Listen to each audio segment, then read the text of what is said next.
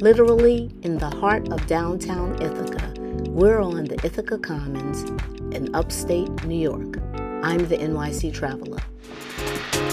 Whether it's just an overnight stop or your destination, find out what to expect at your resort or hotel. I'm the NYC Traveler, and we're on the road. Ithaca, New York is the home of two major colleges, Ithaca College and Cornell University. And there are also other colleges in the surrounding areas. For example, SUNY Cortland and Tompkins Cortland Community College. With all of these colleges in the area, and add in that Ithaca is part of the Finger Lakes region, you need some place to stay. Enjoy the tour.